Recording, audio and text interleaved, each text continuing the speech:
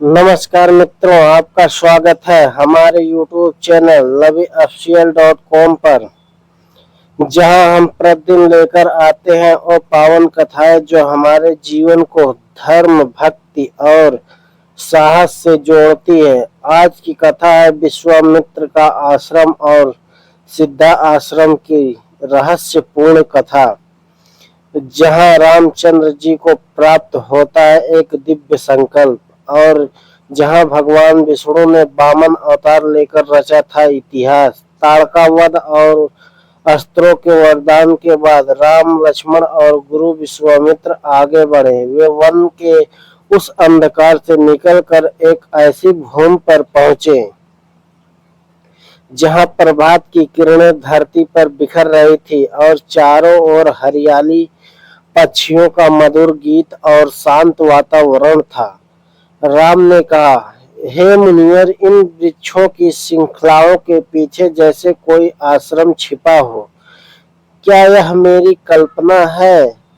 गुरु मुस्कुराए और बोले, वत्स राम, यह कल्पना नहीं, सिद्धा आश्रम है, एक दिव्य और तपोमय भूमि जिसके इतिहास में भगवान विष्णु स्वयं उतरे थे। लक्ष्मण ने पूछा, गुरुदेव, इसका नाम सिद्धा आश्रम क्यों पड़ा? गुरु विश्वामित्र ने बताना आरंभ किया। प्राचीन काल में बलि राक्षस बहुत शक्तिशाली हो गया था। उसने समस्त देवताओं को पराजित कर दिया और एक विराट यज्ञ प्रारंभ किया। देवता भयभीत होकर पहुंचे भगवान विष्णु के पास। उन्होंने प्रार्थना की, हे नारायण, यदि बलि का यज्ञ पूर्ण हो गया तो वह इंद्रासन पर बैठ जाएगा।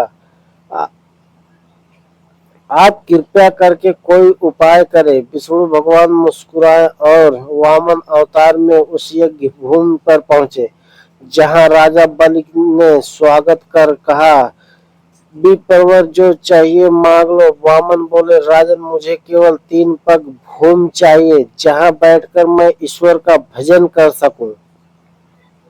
राजा बलि ने सहर्ष अनुमति दी। फिर क्या था? विष्णु भगवान ने विराट रूप धारण कर एक पग में आकाश, दूसरे में पाताल और तीसरे में बलि का शरीर नाप लिया। बलि का यह महान दान इतिहास में बलिदान कहलाया। भगवान विष्णु ने उसे वरदान दिया, यह भूमि सिद्धा आश्रम कहलाएगी, जहां तप करने वाला हर व्यक्ति शीघ्र ही सिद्धियों को प्राप्त करेगा। गुरु बोले, वत्स राम, यही मेरा आश्रम है। मैं कई बार यज्ञ आरंभ कर चुका हूँ, लेकिन हर बार राक्षसों ने उसे नष्ट कर दिया। राम ने कहा, गुरुदेव, अब आप निश्चिंत होकर यज्ञ कीजिए। जब तक मैं जीवित हूँ, कोई भी राक्षस इस पवित्र भूमि को अपवित्र नहीं कर सकेगा।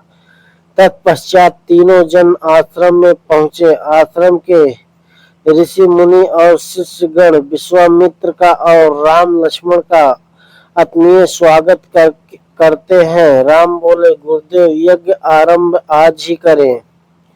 मैं वचन देता हूँ, जब तक यह यज्ञ पूर्ण नहीं होता, मैं उसकी रात्रि दिवस रक्षा करूंगा।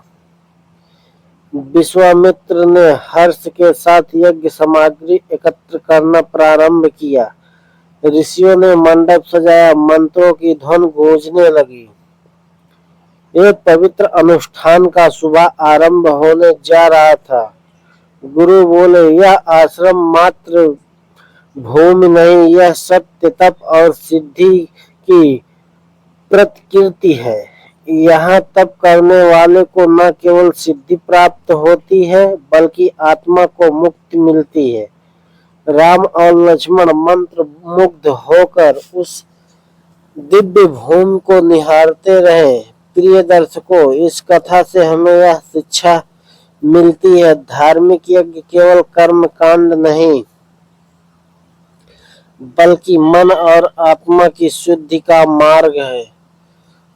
जो स्थान तप और त्याग से पवित्र हुआ हो, उसे राशि प्रवृत्तियां बाधित नहीं कर सकती, जब तक वहां कोई राम खड़ा हो।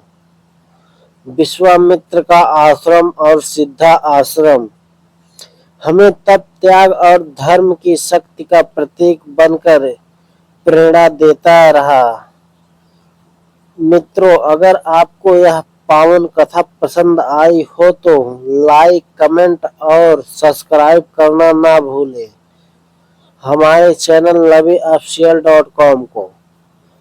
प्रतिदिन सुने प्रेरणादायक पौराणिक कहानियाँ। क्या आज के युग में भी कोई सिद्धा आश्रम हो सकता है